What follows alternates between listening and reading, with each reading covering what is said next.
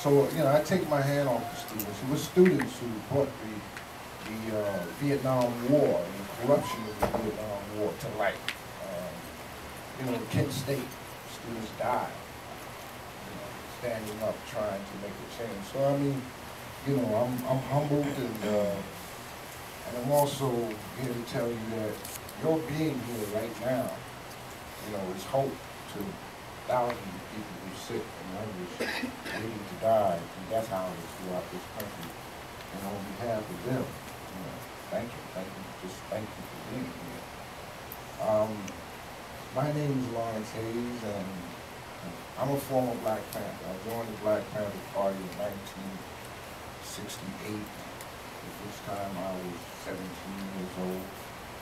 And I joined the Black Panther Party because I was sort of tired.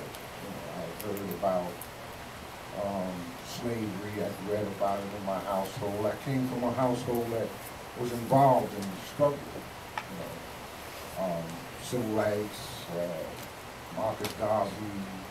I heard those names around my household, and I was not, you know, subject to putting up with some of the things that I had heard my parents and their parents had put up with.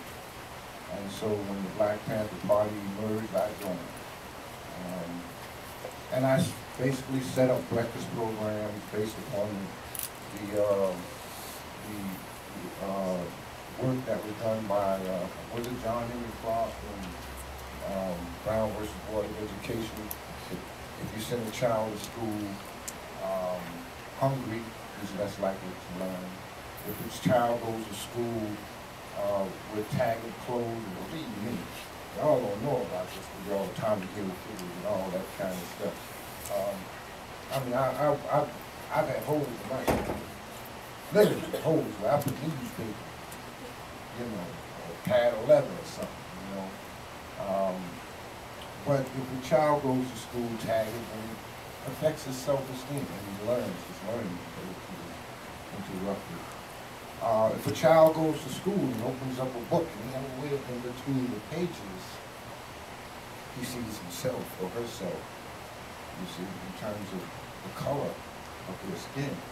And when they do, they see some obesity or somebody with the eye popping out, it's all big, and an embarrassing picture, that's all they see of themselves.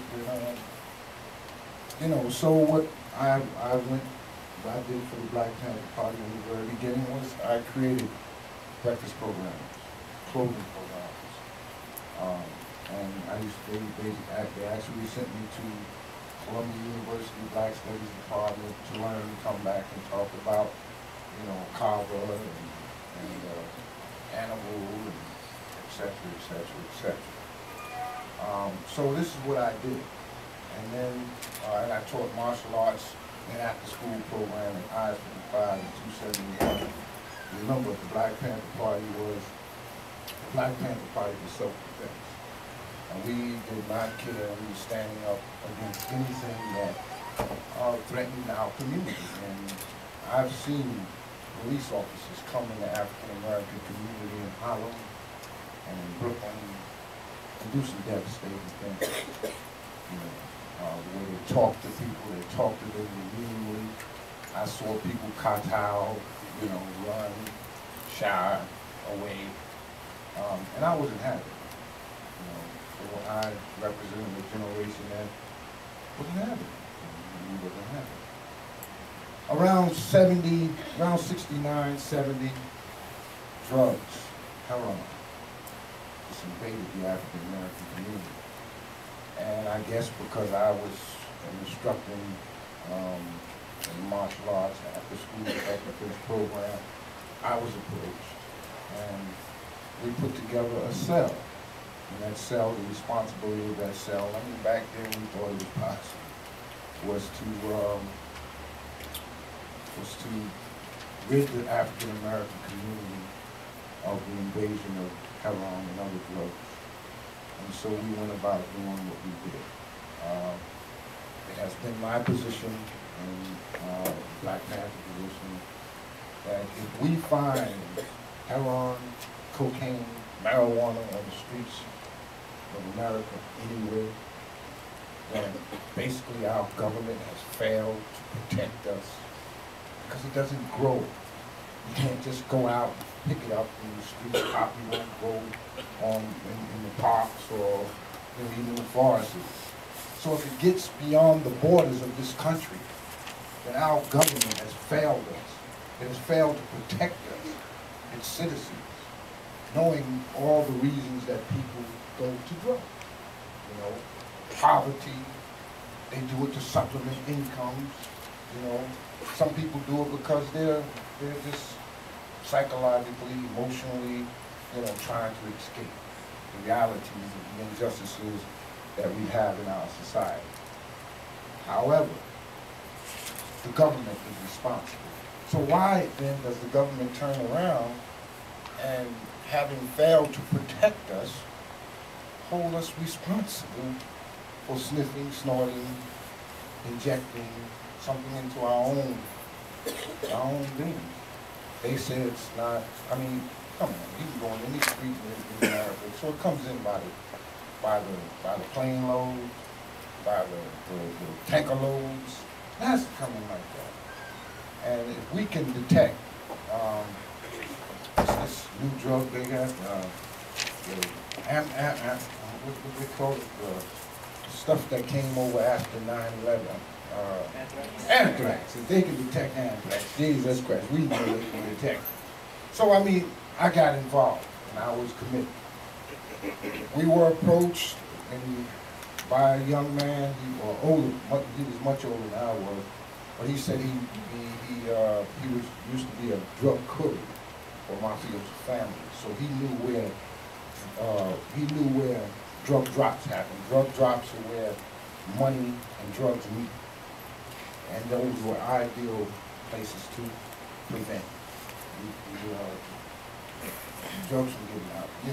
So that's what we did. We identified these places, we did surveillance, we weren't stupid. We were very intelligent people. We did things very high spotlight, you know. Yeah, Bill Cosby was my man.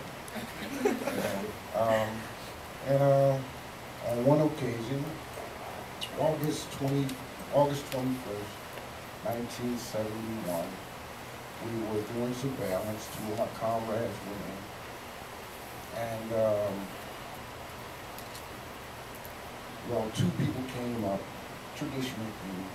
Two people drove up, they got out the car, they had the little traditional shopping bags, paper, back then y'all don't see it now, paper shopping bags. They went in, and of course my team followed, two people from my team followed, and they were there to do surveillance. Where are they going? You know, where does the drop take place? Does it take place on the side somewhere, in the back somewhere, in the basement somewhere?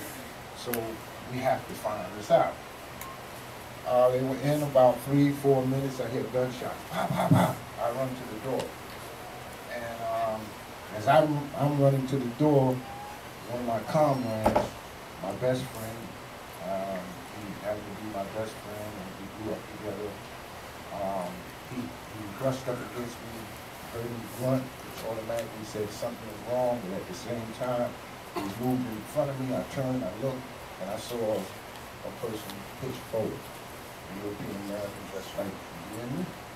Just pitched forward. I turned around and I went to my comrade who fell in front of the tree, and I bent down, and as I bent down, literally the tree in front of us exploded.